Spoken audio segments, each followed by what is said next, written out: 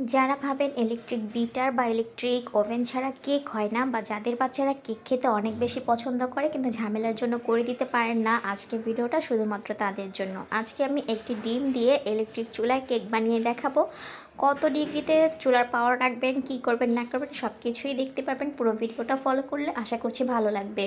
এইখানে আমি একটা ডিম নিয়েছি, আর একটা ডিমের জন্য আমি হাফ কাপ পরিমাণে চিনি নিয়েছি। আপনারা যে পরিমাণে মিষ্টি খেতে পছন্দ করেন সেই অনুযায়ী হচ্ছে চিনিটা বাড়িয়ে কমিয়ে নেবেন। তারপর একটা হ্যান্ড উইক্সের সাহায্যে সুন্দর করে একটু ফেটে নিচ্ছি।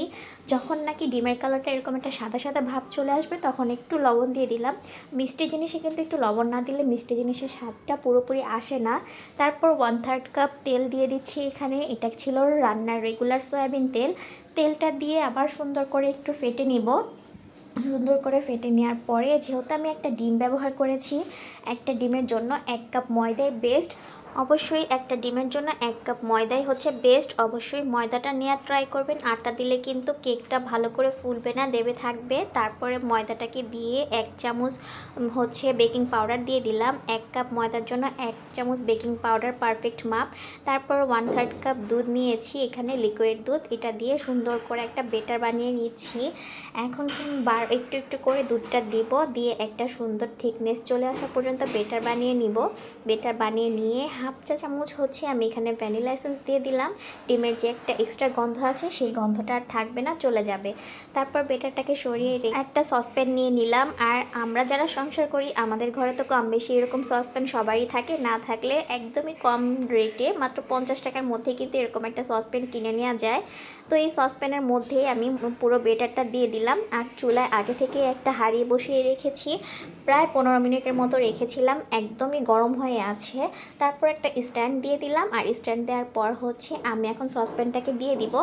আর সসপ্যানটা দিয়ে আমার চুলার পাওয়ারটা কিন্তু একেবারেই হাইতে আছে, 2200-তে। তারপর ঢেকে দিয়ে এভাবেই 5 মিনিট আমি রান্না করব।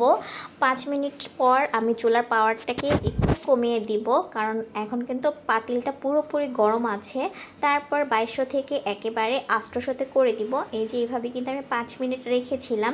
তারপর এখন কমিয়ে 800-তে করে দিব। আর এইভাবে আমি 30 মিনিট বেক করে নিব। এটাই হচ্ছে ইলেকট্রিক চুলার মেইন একটা পাওয়ার, যেটা দিয়ে কেক খুব সুন্দর হবে। দেখেন আমার কেকটা কিন্তু মাশাআল্লাহ অনেক ফুলেছিল। তারপর আমি আরেকটা কেক বানিয়ে নিচ্ছি, সেম একইভাবে করেছি, তার জন্য আবার ভিডিও শেয়ার করিনি। সব কিছু এক করে একটুখানি বেটার আমি তুলে রেখেছিলাম, সেখানে আমি ফুড কালার মিক্স করেছি।